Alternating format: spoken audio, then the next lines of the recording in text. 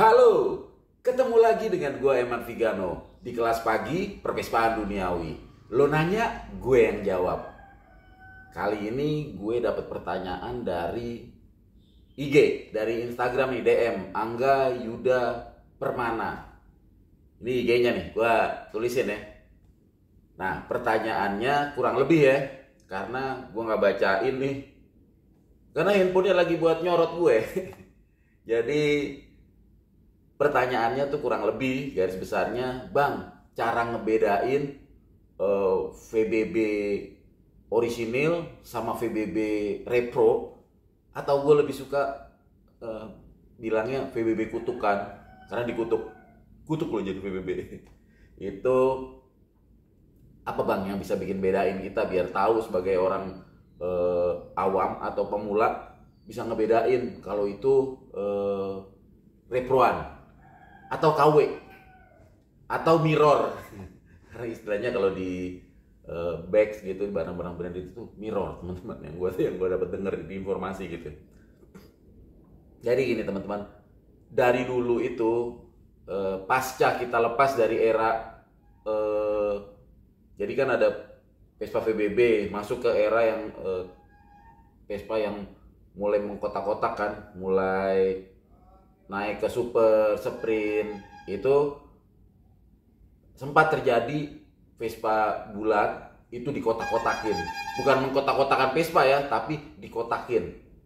Dan itu nggak masif sih, maksudnya nggak banyak gitu, nggak banyak seperti kayak kemudian Vespa kotak dibulet-buletin, nggak sebanyak itu. Tapi ada era di mana Vespa yang bulet-bulet ini dikotakin, karena kan musimnya udah berganti kan. Sempet, wah pokoknya kalau nggak Vespa super mah nggak kekinian gitu.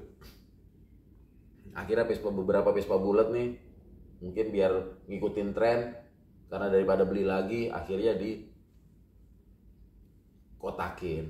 Nah, bertambah lagi yang pengen mencari, pengen punya gitu ibarat kata. Jadi boom lah nih kayaknya nih. Makanya ada pertanyaan ini, dia khawatir mungkin kejegur atau kejeblos. Ya gua acumin jempol sih, kita memang kadang-kadang lebih baik nanya aja, lebih baik kita nggak tahu. Jadi biar kita dapat informasi, ketimbang kita so tahu asal beli kecegur. Walaupun itu akan jadi sebuah ongkos belajar yang lo nggak akan lupain sih. Kecegur atau salah beli, ketipu, itu akan jadi sebuah ongkos belajar yang mahal. Ya tapi kalau lo bisa antisipasi itu, kenapa enggak gitu. Cara antisipasinya ya contoh soal dengan bertanya. Dan saat teman-teman bertanya, ada gue yang menjawab. Insya Allah tapi ya, karena gue juga cuma tahu sedikit. Dan gue gak bermaksud lebih tahu nih dari teman-teman, khususnya para senior-senior, para sesepuh-sesepuh. Gue disclaimer selalu dari awal bahwa yang gue ketahuin cuma sedikit. Bang, kok lo cuma tahu sedikit, berani-beraninya ngasih tahuin gitu. Ya kagak apa-apa. Paling tidak sedikit yang gue tahu bisa membawa manfaat buat diri gue sendiri, paling enggak buat reminder, buat pengingat, dan syukur-syukur bisa buat ke teman-teman semua. Lanjut aja ke inti pertanyaan, apa yang membedakan? Karena gue ini ngebacotnya sendiri, gue agak pakai kameramen yang nyorot-nyorotin gue ngikut ke objek-objek yang akan gue tunjukin, ya kan. Nanti kan settingan jadi berubah lagi, gue nggak balik lagi gitu kan. Jadi mungkin nanti gue kasih dalam bentuk gambar aja. Sorry, agak ini dikit nih, karena ini pertanyaan anget, pertanyaan masih anget, ya kan. Ini pertanyaan baru semalam langsung gue jawab gitu kan. Jadi kalau nih teman-teman mau beli VBB, sebenarnya buat yang udah ngerti gitu ya, begitu ngelihat dia udah langsung tahu tuh teman-teman gitu. Dia udah langsung tahu, wah ini mah repro gitu. Nah cuman Nah, kebayang nggak kalau repronya itu perfect, repronya itu total gitu, atau mau ditotalin nih sama yang repro, bener-bener dibikin, waduh, bisa bisa keder loh kalau udah ketutupan cat. Tapi teman-teman boleh pertama-tama yang dicek dari segi tampilan. Kalau gue ya, kan orang beda-beda cara ngeceknya. Kalau gue pertama-tama yang gue cek itu eh, lubang kunci. Kan ada kunci, tempat tempat kunci setang. Kalau tempat kunci setang VBB itu bulat kayak begini. Nah, ini tempat kunci VBB. Bulat itu bisa VBB, VNB, VGL, VGLA, VGLB maksudnya gitu ya. Itu bulat kayak begitu. Nah, kalau Vespa Super, Sprint atau Bajaj itu bentuknya kurang lebih kayak begini. Tentunya beda lagi nanti ya kalau kita urai Bajaj gimana, Vespa Super atau Sprint yang tua gimana, yang muda gimana, beda lagi gitu bentukan kuncinya. Tapi kita fokusin ke VBB ya. Jadi lubang VBB seperti ini. Jadi kalau bentuknya, wah, jadi teman-teman tahu bodinya bukan gitu. Yang pertama itu. Kedua, klakson ya. Kalau VBB, nah ini gue bingung ngasih gambarnya gimana nih. Mungkin teman-teman bisa, atau kalau sempat ya, gue akan bongkar deh. Gue akan bongkar lubang klakson VBB. Dia kalau lubang klakson VBB itu biasanya cuma titik doang. Jadi udah bulat, itu ada titik 1, 2, 3, 4 gitu. Nah, kalau Super atau Sprint biasanya ada coakan, makanya dia pakai klip. Pakai klip nih, klip buat masuk murnya. Jadi dia ada klipnya gitu. Jadi itu. Nah, kalau hidungnya udah diganti, ya kan kita ngeliat dari hidungnya. Kalau hidungnya udah diganti, teman-teman biasanya lihat posisi hidungnya. Makanya teman-teman kudu lihat dulu nih. Makanya gue suka datang deh ke event, lihat deh kalau pas lagi kontes gitu. Kan dipejeng tuh, ya kan. Kalau mungkin kalau pas lagi jajan di parkiran, lo keder kan. Oh, yang mana nih yang VBB kutukan, yang VBB repro yang mana gitu. Tapi kalau di display kan udah tahu VBB, VGL, VGL gitu kan udah tahu. Jadi teman-teman bisa perhatiin dulu tuh hidungnya. Kita bisa mengetahui sesuatu yang KW atau yang lokal atau yang repro kalau kita sudah mengetahui dulu yang asli. Sekarang gimana kita mau tahu wujudnya asli itu repro, wujudnya repro kalau kita yang asli kagak tahu gitu. Ya contoh soal lu coba deh lu pasar beli ayam, tapi lu kagak tahu wujudnya ayam gitu. Ntar lu dikasih entok, ini bang ayam, karena lu nggak tahu, ya akhirnya itu lu anggap ayam, padahal itu entok kayak begitu. Jadi lu kudu tahu dulu, lu liatin paling enggak, walaupun lu nggak tahu secara mendetail, paling enggak lu tahu bentuknya. Biasanya hidung-hidung repro itu suka, ini bukan fisik ya, gue takutnya fisik, takutnya bully nih, ngebully Vespa repro. Biasanya hidungnya suka pesek, suka kurang nice gitu. Tapi ada juga yang cakep, mungkin dia ganti hidungnya mungkin ke Korea kali ya kan, oplas, jadi hidungnya cakep banget. Nah teman-teman pokoknya bisa liatin dari hidungnya tuh kalau udah mirip banget. Nah dari situ dah lanjut nih ke yang lain, ke body juga kalau sudah dicat teman-teman biasanya suka beda. Nah teman-teman bisa cek tutup lacinya coba nih, ada nggak ya, gua ini ya, coba ya, mudah-mudahan bisa ya, gua copotin nih.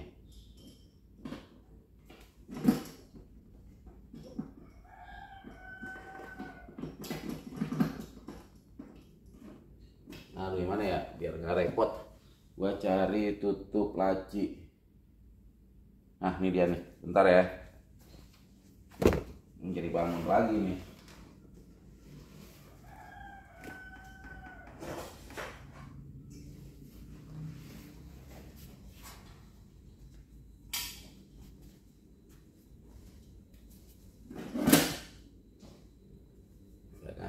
Teman-teman bisa ngelihat tepongnya itu, kan nggak mungkin buka tepong kiri ya kan, udah dibaut. Teman-teman bisa lihat dari tepong sebelah kanan. Nah, sebenarnya untuk tepong lokal dan orisinil itu udah gua ulas di video gue sebelumnya. Teman-teman tinggal ketik aja di keyword di lubang pencarian tuh paling atas, pojok atas biasanya, cari aja tuh tepong repro, atau cara bedain tepong repro sama yang ori. Teman-teman bisa cek di situ. Nah, ini salah satunya nih. Nah, cara ngeceknya begitu teman-teman. Ini orisinil apa enggak, teman-teman bisa buka tutup lacinya terus kelihatan. Ngeceknya kan ini dibuka ya. Jadi kan kalau tutup laci, jadi nggak terlalu berat gitu kayak ngebuka mesin, walaupun itu hak teman-teman juga ya. Kalau sudah COD buka tepong, lihat mesin, tepongnya dilihat, itu hak teman-teman. Namanya juga teman-teman mau beli ya kan. Cuman ya tetap aja harus dalam koridor kesantunan. Kita buka nggak izin, bang boleh lihat mesin gitu, ada pekewuhnya, ada sopan santunnya, bang boleh lihat mesin gitu, sambil dibuka tuh tepung mesin, dilihat tepungnya. Atau kalau lo ragu, lo bisa tanya, bang maaf, pokoknya maaf aja dulu pertama ya kan, jangan pelit untuk mengucapkan kata maaf. Bang maaf, tepungnya asli apa lokal nih bang gitu. Bisa cek situ. Nah, tepong, kalau tutup tepong kan, bang boleh lihat ini enggak, lacinya dibuka, cek. Nah, teman-teman kan kalau ini begini laci ya. Nah, teman-teman bisa lihat, oh ini lokal, bisa kelihatan kan. Cara ngelihatnya dari sebelah sininya nih. Ya. Kelihatan kagak tuh? Nggak kelihatan kayaknya ya, jauh gitu ya. Nih, tuh, kelihatan nggak? Nih teman-teman bisa lihat dari sininya. Mudah-mudahan kelihatan ya. Tuh, dari sini, dari las-lasan sini, teman-teman udah bisa ngelihat. Nah, kalau perintilan-perintilan sudah pasti juga biasanya jangan berharap untuk orisinil, kecuali dia mau main detail, emang pengen barang lokalan, tapi bisa jadi kan terjadi barang lokalan dijijilin perintilan orisinil, bisa aja terjadi. Ini gua taruh dulu. Gua ada pesawat lewat.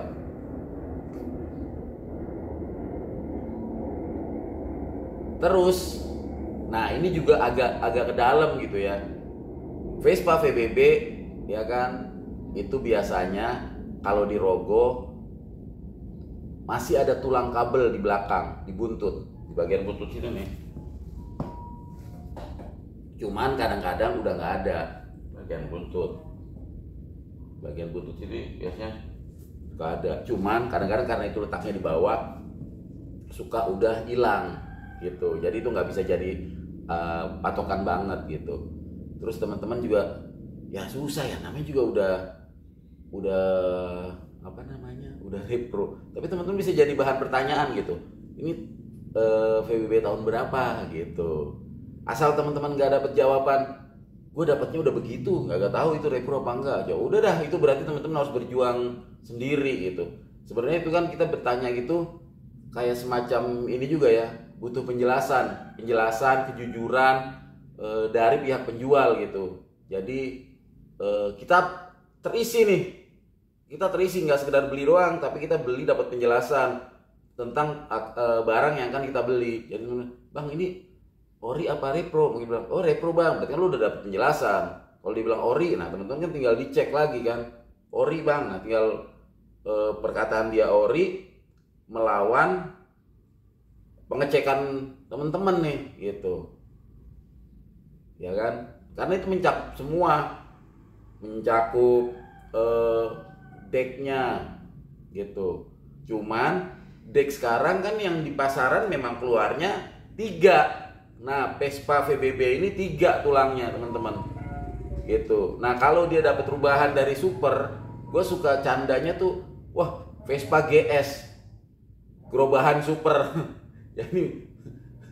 jadi plesetan dari super yang dibuletin gitu. Gue suka ininya, sebelum gue sering menyebutkan Vespa kutukan, VBB kutukan, gue suka bilang Vespa GS, gerobahan super gitu. Nah, tulangnya bisa jadi tulangnya 2, tapi kan tulang mah gampang, lo tinggal beset doang, ya kan? Atau tinggal ditambahin, atau ganti dek lo udah dapat yang 3 tulangnya gitu. Jadi memang harus menyeluruh. Yang paling utama memang kunci. Nah, kalau teman-teman kuncinya udah diganti juga kan keder.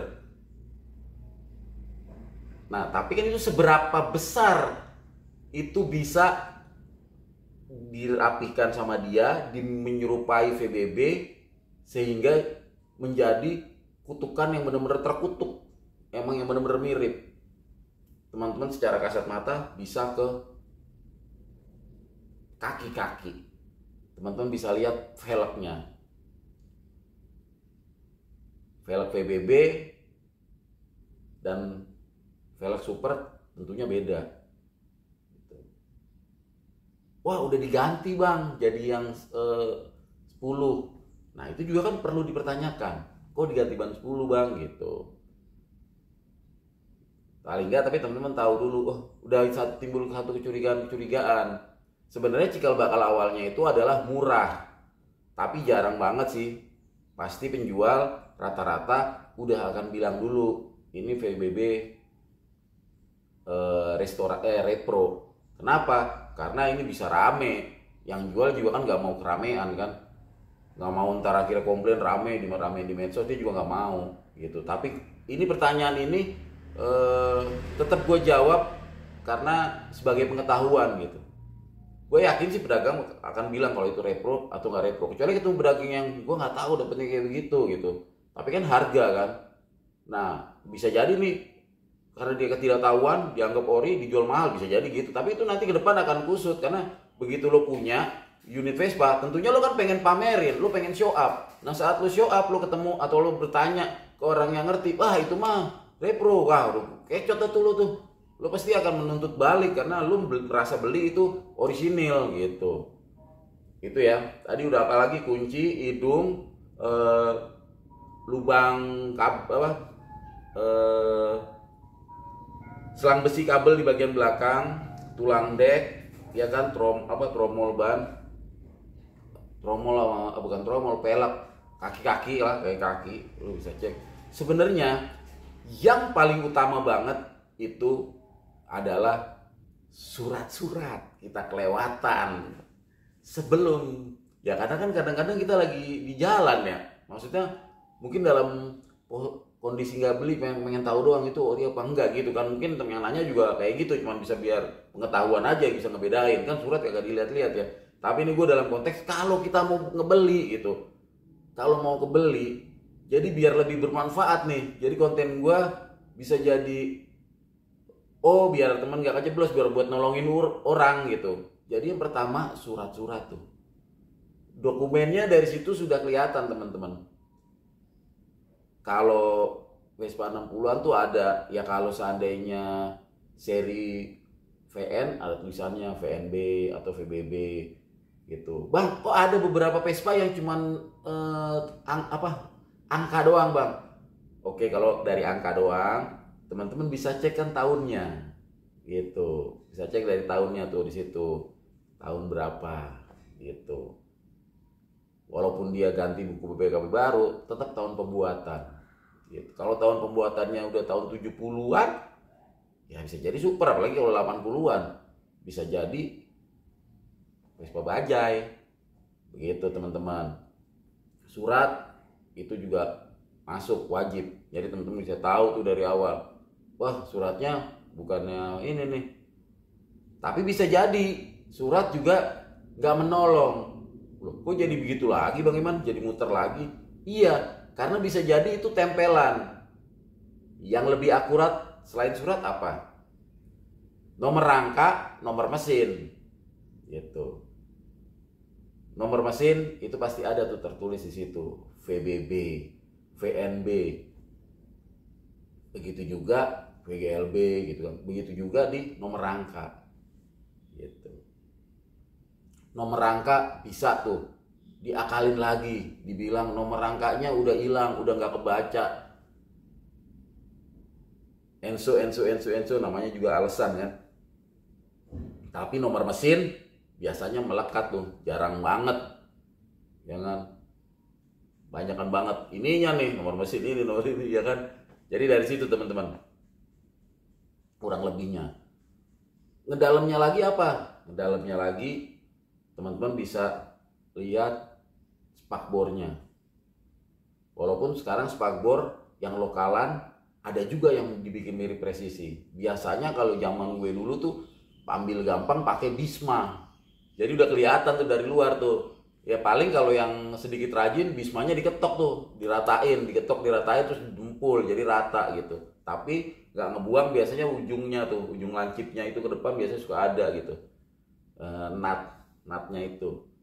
Makanya kadang-kadang suka dirogoh. Karena kan kadang-kadang orang ngedempul bagian luar, dalam enggak kan, terlupakan. Biasanya suka, wah ini Bisma nih gitu, kita rogoh dari samping gitu kan secara pelan gitu. Hati-hati cuman ya kalau mau ngerogoh bagian dalam, karena mungkin pasir atau apa, atau yang namanya di jalan, terus teman-teman nggak tahu, teman-teman masuk rogoh gini, hati-hati buat tangannya, karena gue pernah kebeler juga tuh.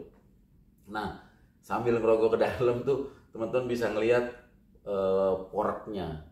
Sebenarnya sih kalau teman-teman boleh dibuka gitu, tapi kan susah. Sekali lagi izin gitu, izin dulu, nanya dulu. Gue kalau mau ngecek pala babi biasanya gue tanya dulu, bang pala babinya pecoret apa enggak gitu. Kalau VBB gitu, VNB itu pecoret, walaupun ada beberapa yang kodenya alufak kayak gitu. Itu nanti kita step berikutnya ya. Tapi yang pasti yang kita bedakan ini, kalau seandainya kita jangan sampai dapat yang logo cung buat VBB kita atau logo rem RAMP gitu.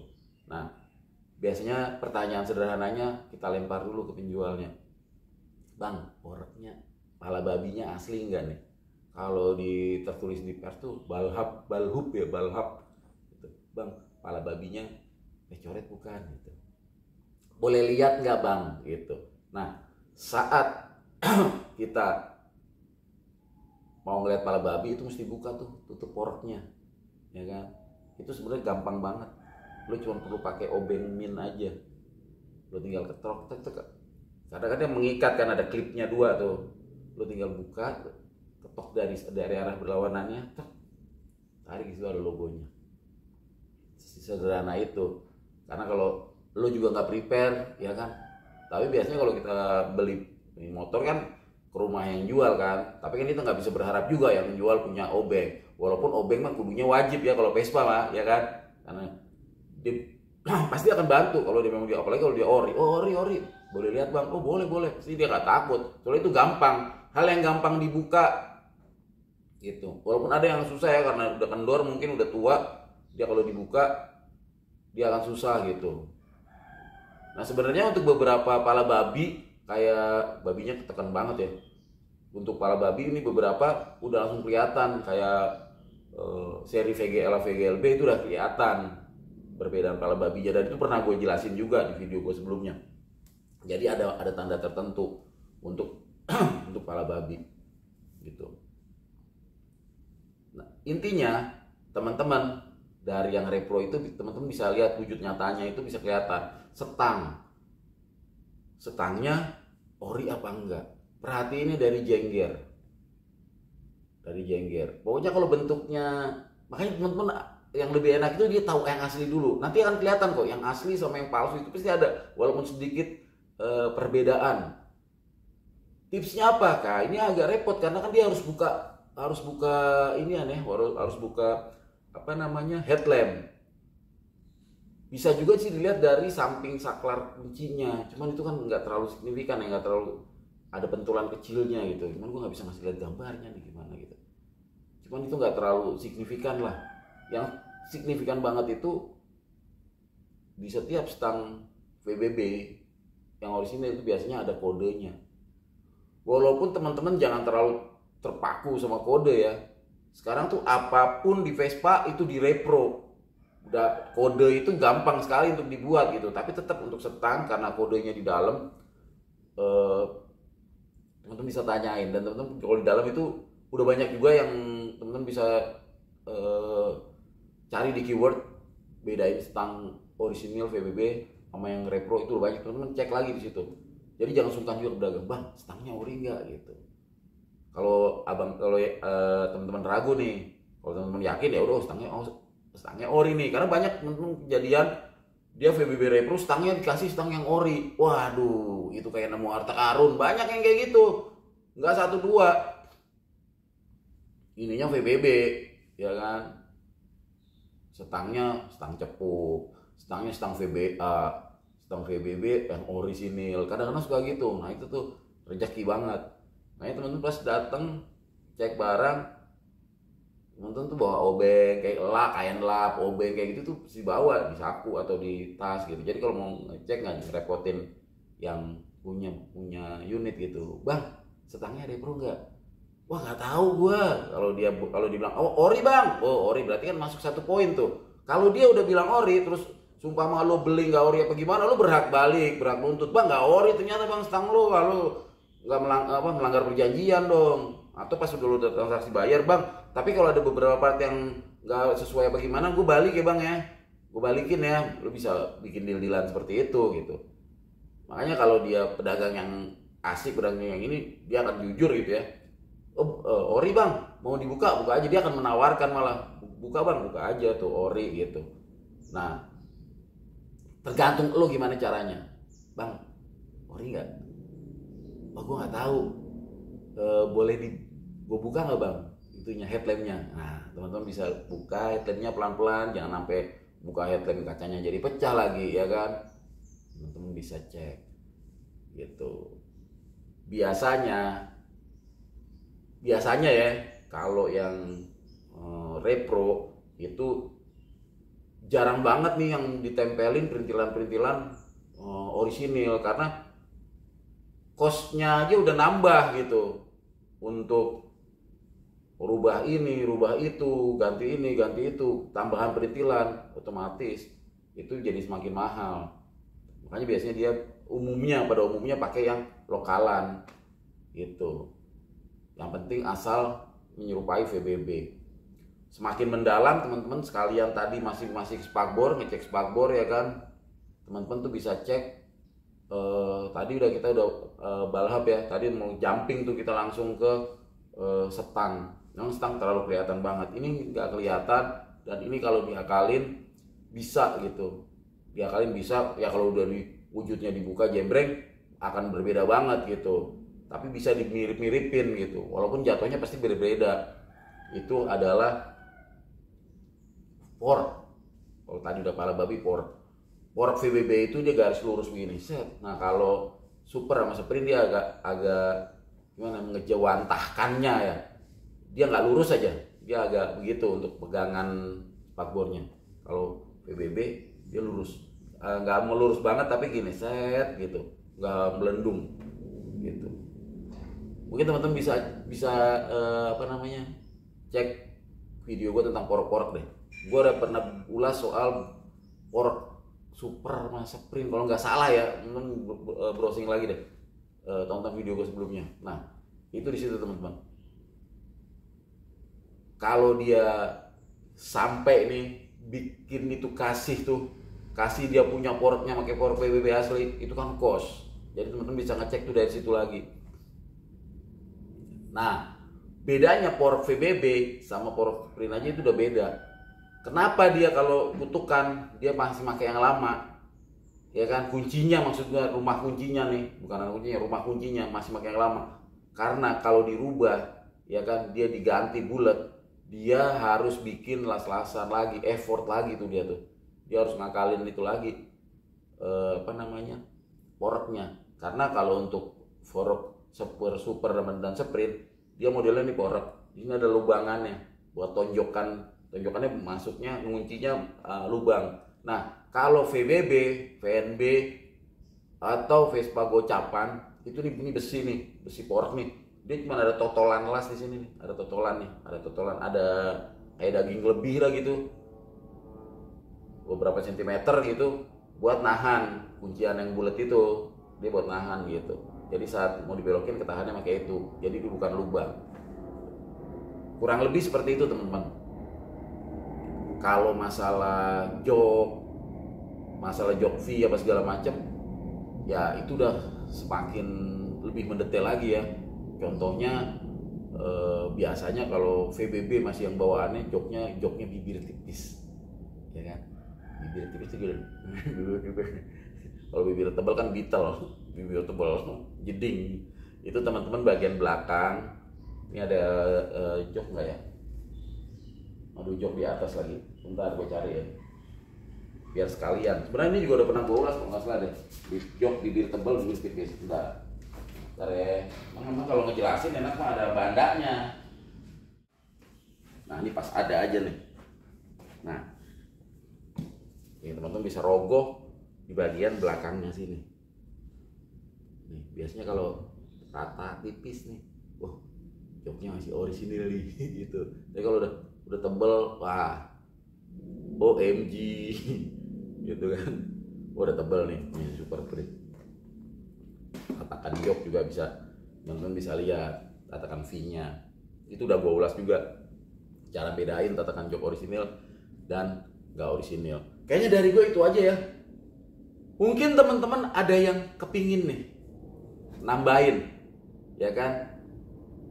Apalagi nih kira-kira yang lupa atau miss atau yang belum gue sebutin gitu, ya kan?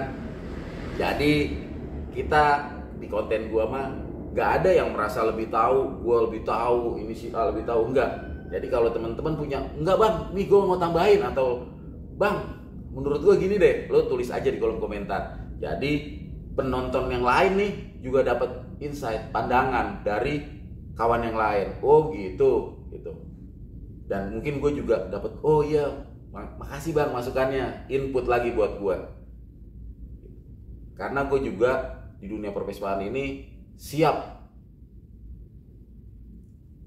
membawa gelas kosong gue, sehingga gelas kosong gue ini bisa terisi, tentunya terisi informasi nih dari teman-teman yang mungkin gue karena kealfaan gue atau kekurang informasian gue, kurang update.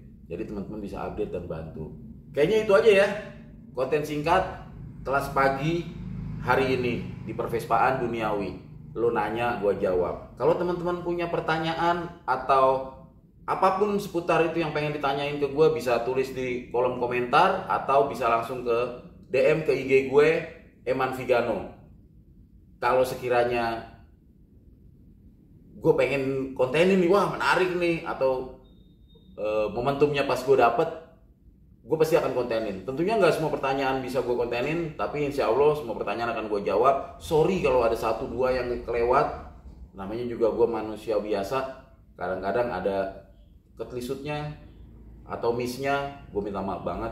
Dari gue itu aja. Kalau teman-teman suka tayangan ini, kasih tombol jempolnya. Yang belum subscribe, buruan dah dari subscribe. Tombol loncengnya jangan lupa dijegugin aja. Gue Eman Vigano, Rasti Garasi, ciao.